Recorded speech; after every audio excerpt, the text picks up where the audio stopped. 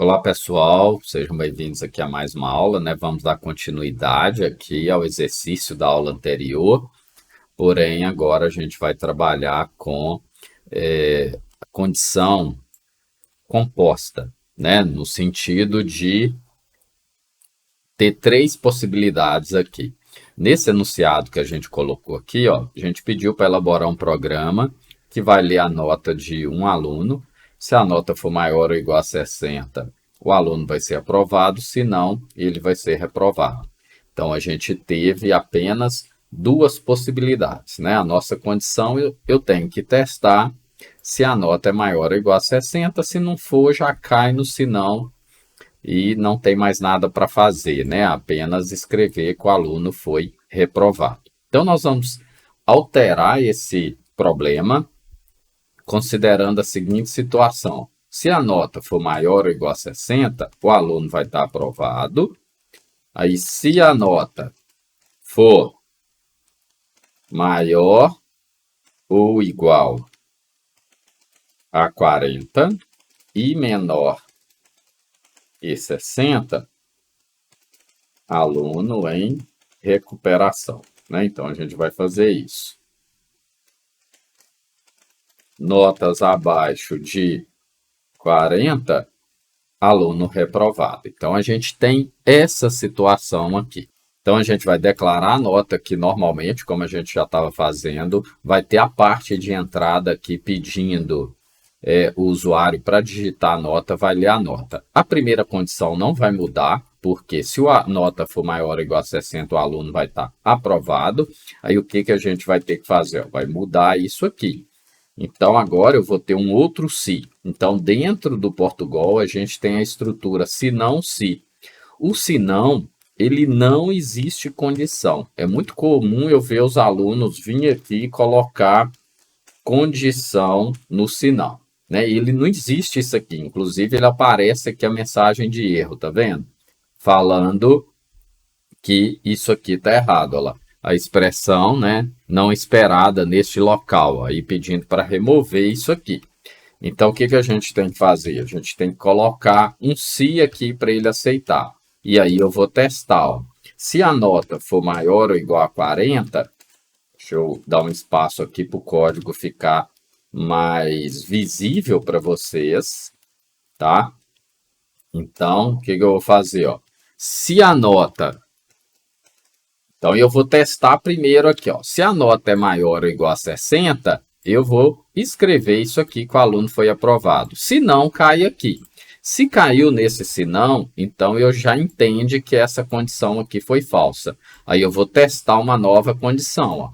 Então, se a nota for maior ou igual a 40, obviamente, se caiu no se não, essa nota aqui já é menor que 60. Então, se caiu nesse sinal aqui, a nota já é menor que 60. E aí, aqui dentro, eu vou escrever, ó, vou copiar isso aqui, vou jogar aqui para a linha de baixo, eu vou falar que o aluno está em recuperação com X pontos, né? E aí, se não, né? Aí eu vou ter isso aqui, ó. Se não, ele cai aqui.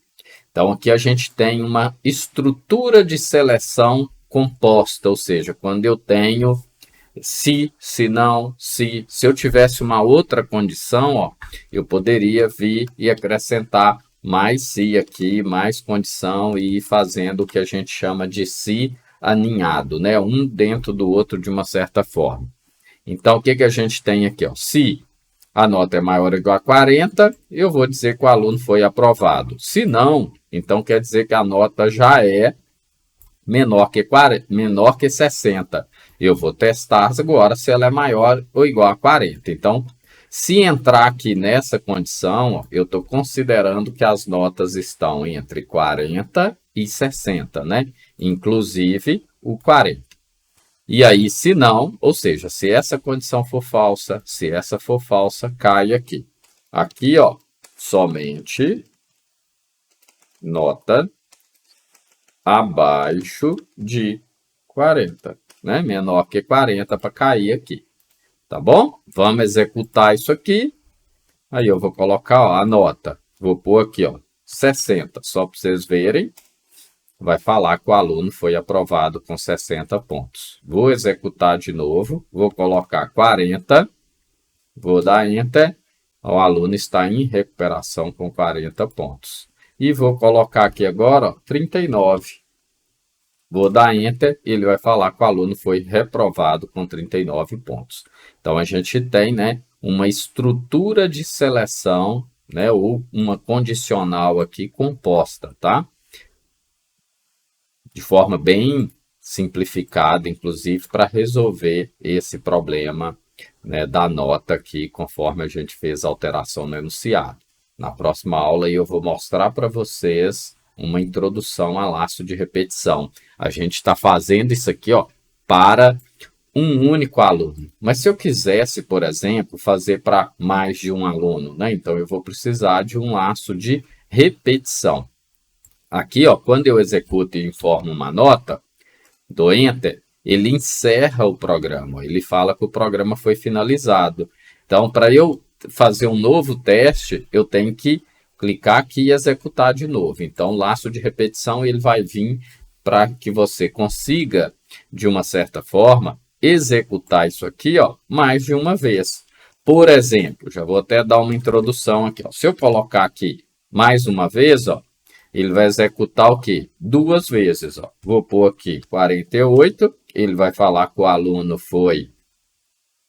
está em recuperação com 48 pontos. E já apareceu aqui, ó, essa linha. Como eu não coloquei barra N, né, o barra N faz uma quebra de linha.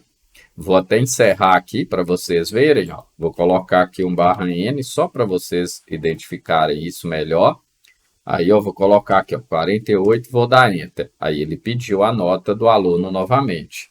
Se eu pôr aqui 87 e der Enter, ele vai falar que o aluno foi aprovado e o programa finalizado. Executou duas vezes apenas. Se eu quiser 3 vezes, às vezes eu teria que copiar isso aqui e colocar embaixo. Mas não faz sentido a gente fazer isso. Se eu tivesse 1000 alunos, eu iria fazer isso 1000 vezes? Não faz sentido. Então, existe o que a gente chama de comando de repetição ou laço de repetição, que vai me permitir repetir esse bloco de comando quantas vezes eu quiser, desde que eu defina um limite ali. E isso vai ser, né, o objeto aí da próxima aula, tá bom? Um grande abraço aí e até lá.